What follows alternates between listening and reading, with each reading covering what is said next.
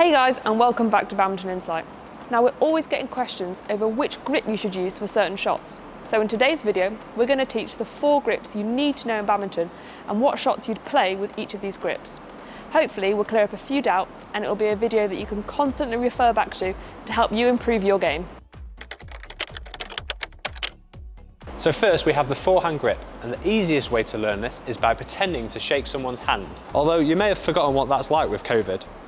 So you slot the grip in there, leaving this V here with your fingers loosely around the grip like this, leaving a little space between these fingers. So we're showing it without a grip here to make it look very clear, but here's what it would look like with a grip on.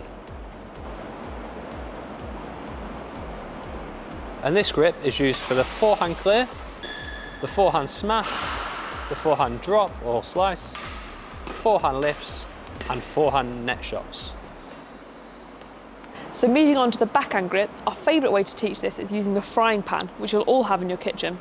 So for this, you want your thumb on top with your fingers nice and relaxed around the sides. And it's the same when you transfer to a racket.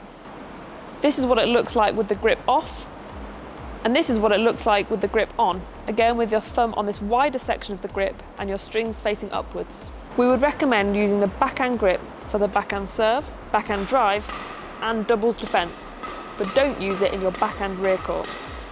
Now there are some scenarios where you might choose to use a bevel grip, as the difference between these two grips is very small. It's essentially a halfway house between your forehand grip, where your strings are facing this way, your backhand grip, where your strings are facing this way, and the bevel grip, the strings are halfway.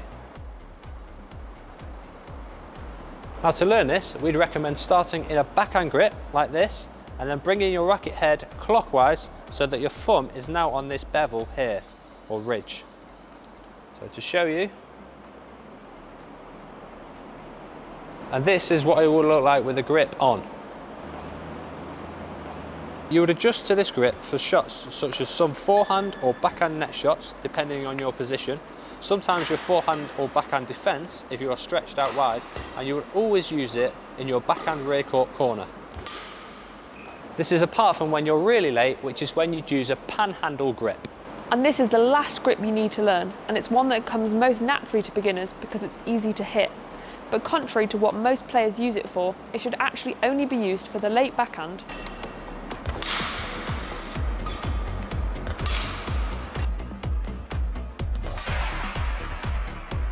This grip is where you have the thumb on the side of the racket, almost pinching the sides with your thumb and fingers in this position. Now we're going to summarise the grips and watch where the strings are facing. So this is the backhand grip, this is the bevel grip, this is the forehand grip, and this is the panhandle grip. So this is the backhand grip, this is the bevel grip, this is the forehand grip, and this is the panhandle grip. As we've said throughout this video, there are lots of shots that require different grips, and whilst this may be overwhelming at first, we've promised that with some practice, you'll get to a stage where changing grips quickly between shots becomes really natural. The best players are so used to changing their grips and choosing the right grips, they don't even know they're doing it. It's trained into the unconscious mind, and that's what we want to happen with any technique we learn. That's it for this video. If you found it useful, please give it a like, and the next step in the process is to learn some of the shots you can play using these grips, such as the late backhand, which you can watch here. And if you haven't already, make sure you smash the subscribe button so you don't miss future videos from us. See you next Sunday.